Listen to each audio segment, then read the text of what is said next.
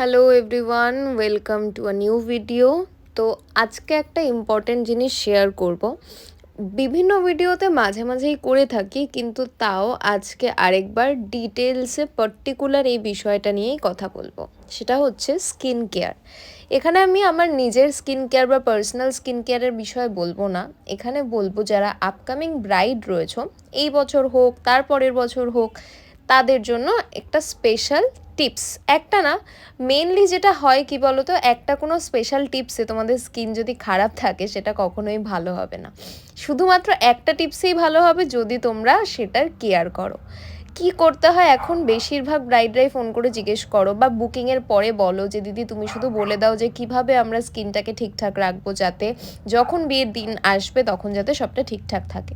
তো যেটা বলার সেটা হচ্ছে, এখন যেটা হয়, যেটা আমি নিজে যেহেতু খুব রিসেন্ট টাইমে এই ফেজটার মধ্যে দিয়ে গেছি, তার জন্যই বলছি, যেটা এখনকার প্রবলেম সেটা হচ্ছে আমরা যারা ব্রাইড রয়েছি তারা কি করি যে আমরা প্রত্যেকটা দায়িত্ব নিজেদের ওপর নিয়ে নিই।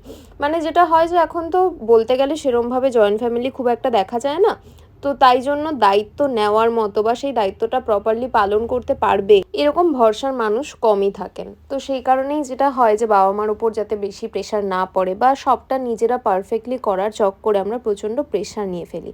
আর সেই জন্যই আমি অন্তত লাস্ট যে কজন ব্রাইড সাজালাম, মানে লাস্ট 5 বছরের মধ্যে আমি বলছি গত 2 বছর 3 বছরে বেশিরভাগ ব্রাইডের ক্ষেত্রেই একটা জিনিস শুনি, সেটা হচ্ছে কিছু ফিল হচ্ছে না, কারণ মাথায় এখন প্রচণ্ড প্রেশার। রিসেপশনের দিন গিয়ে বুঝতে পারবো কি হচ্ছে। এটা সত্যি কথা, এটা আমার ক্ষেত্রেও হয়েছিল যে ওই পার্টিকুলার দিনের যে একটা এক্সপিরিয়েন্স, যে ফিলিংস, যে একটা চেঞ্জেস, সেই কোনোটাই আমরা খুব একটা করতে পারি না, কারণ আমাদের মাথায় হেডেক বা প্রেশার বা দায়িত্ব এই জিনিসগুলো অনেকটা বেশি থাকে। তো একটাই জিনিস, একটাই সাজেশন আমার তরফ থেকে তোমাদেরকে দেওয়ার, সেটা হচ্ছে নিজেদের জন্য টাইম বার করে মেডিটেশন করো, যেটা সত্যি খুব হেল্প করে। কারণ প্রত্যেকটা দিন আমরা এত এত এত প্রেশার নিই, তারপরে নিজেদেরকে শান্ত করার জন্য বডিটা এবং মন যেটা আছে সেটাকে শান্ত করার জন্য এটা খুব দরকার। তার সাথে সাথে যেটা তোমরা করতে পারো সেটা হচ্ছে বেশি করে ফল খাও, সিজনাল ফ্রুটস যখন যেটা পাচ্ছ বেশি করে খাও, কারণ ইনার থেকে যখন সেই প্রোটিনটা, সেই তোমরা সেই এনার্জিটা পাবে তখন কিন্তু সেটা স্কিনে ফুটে উঠবে। আর এটা কিন্তু সত্যি কথাই, যদি মন ভালো থাকে, যদি ভেতরে শরীরের মধ্যে থেকে যদি তোমাদের গ্লোটা দেয়, তাহলে কিন্তু আর ওপর থেকে কোনো রকম ইলুমিনেটার বা এক্সট্রা কোনো কিছু লাগানোর দরকার হয় না নর্মাল ক্ষেত্রে। আরেকটা যেটা বলার সেটা হচ্ছে স্কিন কেয়ার, যে জিনিসটা নিয়ে স্টার্ট করেছিলাম সেটাই আসি। এই যে এই টাইমটায় তো প্রচণ্ড স্কিনে টান হয়, তো সেই কারণে আমি বলবো যাদের অয়েল স্যুট করে তারা ইন্ডালজিও রোজ গোল্ড অয়েল, এই অয়েলটা অবশ্যই কিনে রাখো। আমি রিসেন্ট টাইমে পাহাড় গেছিলাম, একমাত্র স্কিন কেয়ারের দিক দিয়ে যদি সেভিয়ার কোনো কিছু আমার জন্য হয়ে থাকে সেটা কিন্তু আমার এই ইন্ডালজিও রোজ গোল্ড অয়েল। তার সাথে লিপ মাস্ক ল্যানেজের কিনতে পারো, যেটা আমার অল ভিডিওতেই থাকে সেটা।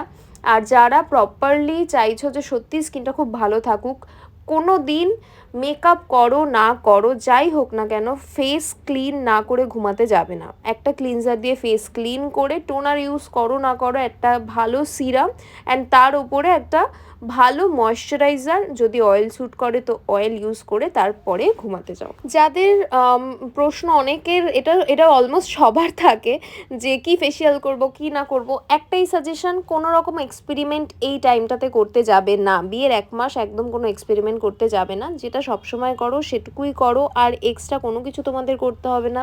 নর্মাল স্কিন কেয়ার করো, যদি ফেসিয়াল করার থাকে সেটা করো, ফেসিয়াল না করার থাকলে অ্যাটলিস্ট ক্লিন আপটা করাও।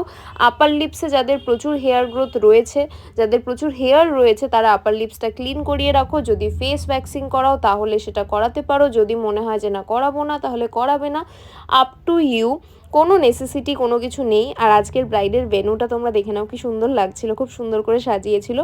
ব্রাইডকে কিরম লাগছে আজকে সেটাও কিন্তু তোমরা জানাতে ভুলো না। ওর কোনো প্রেফারেন্স ছিল না, কিন্তু হ্যাঁ শাড়ির কালারটা আমার খুব ভালো লেগেছিল। তো সেম অ্যাজ যেরকম প্রত্যেকটা ব্রাইড বলে তোমার যেরকম ইচ্ছা করো, সেরকমই ও বলেছিল তোমার যেরকম ইচ্ছা করো, সেরকমভাবেই আমি ওকে একটা সুন্দর লুক দেওয়ার চেষ্টা করেছি। একটু টানা টানা চোখ, একটু কাজল দিয়ে বেশ সুন্দর করে একটা আই লুক করেছি।